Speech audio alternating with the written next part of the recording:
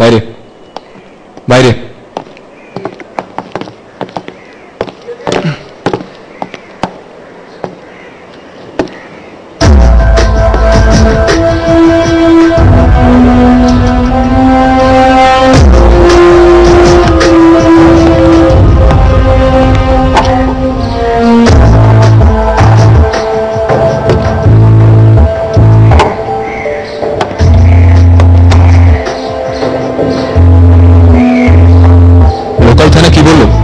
আঘাতটা কোথায়? মাথায় মোক্ষম একটি আঘাত, দাম। বাকিটা তো পোস্টমর্টম রিপোর্ট না এলে কিছুই বোঝা যাবে না।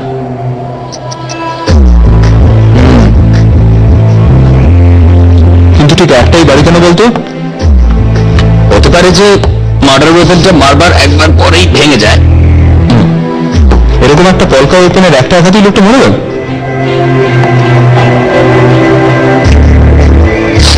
রাম, ওটাকে চটপট ফরেন্সিকে পাঠা। একটা সন্দেহ হচ্ছে, শিওর হতে হবে।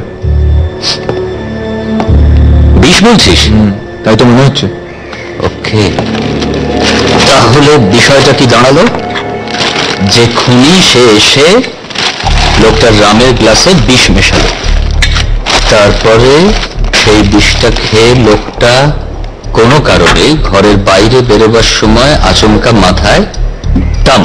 আবার ব্যাপারটা খুব লজিক্যাল মনে হচ্ছে। একটা জিনিস মাথায় রাখ, লোকটা যদি এখানে দাঁড়িয়ে থাকে আর আঘাতটা যদি মাথার পিছনে লেগে থাকে, বুঝতে পারছিস? সামনে থেকে কিন্তু মাথার পিছনে আঘাত করাটা সহজ না। রাইট।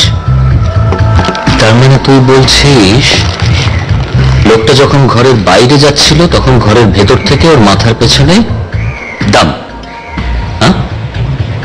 কিংবা এটাও হতে পারে যে দ্বিতীয় কোনো ব্যক্তি ছিল, মানে দুজন মানুষ, উদ্দেশ্য একটাই, এই লোকটাকে খুন করা। নীলু, আমাদের কিন্তু তাহলে এখন ভাবতে হবে যে দুজন কি একই দলের লোক, মানে তারা কি একই। তুই থাক, আমি দেখছি।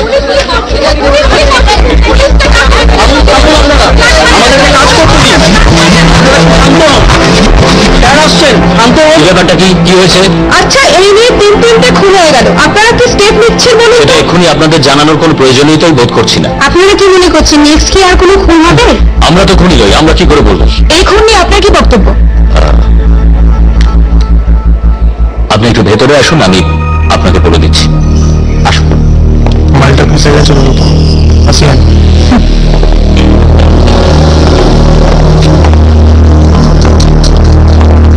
বলুন না স্যার, আপনার কাছে অনেক অনেক কথা শুনবো বলেই তো আমি এসেছি। হ্যাঁ, মানে আমি ভেতরে গিয়ে তদন্ত করে যেটা বুঝলাম, ভেতরে যেটা ঘটে গেছে সেটা অ্যাকচুয়ালি কিন্তু একটা খুন। তাই? আমি তো বুঝতেই পারি। হ্যাঁ, সেজন্যই তো আমাদের মতো স্পেশাল ব্রাঞ্চের অফিসারদের দরকার। একটা খুনি কি কিছু জানতে পেরেছেন? অ্যাকচুয়ালি আমি তো বাইরে চলে এলাম, তো অনিকেত এটা নিয়ে ভেতরে ভাবছে। অনিকেত কে? অনিকেত শোন, অ্যাসিস্ট্যান্ট। আপনার অ্যাসিস্ট্যান্ট? ওই তো বলতে না বলতে এই অনিকেত এসে গেছে। অনিকেত একটু বলে দে তো খুনিকে কি না। আমার একটু ভেতরে তদন্ত না করলে না স্যাটিসফ্যাকশন আসবে না। আমি চললাম। Excuse me, excuse me. বলুন। খুনিকে কিছু জানতে পেরেছেন? সেটা জানতে পারলে আমি খুনিকে ধরতে বেরিয়ে পড়তাম, এখানে অপেক্ষা করতাম না। তিনটে খুন হয়ে যাওয়ার পরে পুলিশ জানে না খুনিকে, তাহলে তো এটা পুলিশের ব্যর্থতা। পুলিশ কিসে সফল আর কিসে ব্যর্থ সেই কৈফিয়ত আমি আপনাকে দেবো না। আপনি আমার সাথে এভাবে কথা বলতে পারেন না। পারি, আমি আরো অনেক কিছু করতে পারি, সেগুলো সব জানলে আপনার এখানে দাঁড়িয়ে থাকার ইচ্ছেতেই হতো। কে আছে স্যার? সবাইকে বাইরে নিয়ে যান, আমাদের ইনভেস্টিগেশনে প্রবলেম হচ্ছে। Okay sir. আর যদি কেউ নিজে থেকে না যেতে চান, ঘাড় ধাক্কা দিয়ে বাইরে বার করে দেবে। চলুন চলুন, আসুন, চলুন চলুন চলুন। অনেকের সঙ্গে কিন্তু যা পাওয়ার করতে পারে, আর আমাদের আসল স্টোরিটাও কিন্তু অনেকের সঙ্গে দিতে পারবে। অনেকের সঙ্গে যদি আমাকে স্টোরি না দিতে পারে, আমি নিজে গল্প লিখে ওকে স্টোরি দিয়ে দেবো। রিয়া চাটা ছিল, আচ্ছা আচ্ছা শিয়ানাদের ঘোল খাইয়ে দিয়েছি, এবার ওর পালা। চল বাইরে যাবো।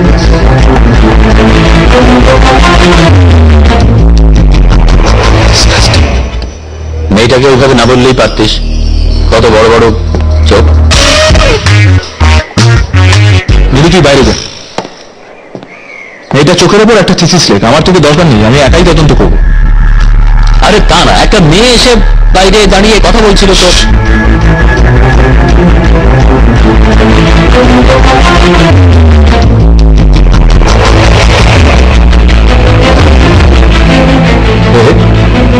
ইন্টারেস্টিং, লোকটা স্ক্র্যাবল খেলতো, কিংবা কোনো নিজে। স্ক্র্যাবল খেলাটা ইন্টারেস্টিং হতেই পারে। সাধারণ খেলা যে কোনো দোকানে পাওয়া যায়, যে কেউ কিনে খেলতে পারে, কিন্তু খুনের স্পটে স্ক্র্যাবল কুইজ তাও এক। মিলি, তুই সকালে স্কিপিং করিস না? হ্যাঁ, সকালবেলা স্কিপিং করিস তো? হ্যাঁ। রাত্রে ঘুমোতে যাওয়ার আগে বালিশের উপর যত্ন করে স্কিপিং দেওয়াটাকে রেখেছিস? তুই এটা ভাব, যার ঘরে পাওয়া গেল স্ক্র্যাবল পিসটা, সেই লোকটা একটা মাতাল, অশিক্ষিত। শিক্ষিত গুন্ডামাই। ঘরের পরিস্থিতি কিন্তু সে কথা বলছি না আমি। না, তুই কি বলতে চাইছিস? মানে যে খুনি সেই স্ক্র্যাবল পিসটা ফেলে গেছে?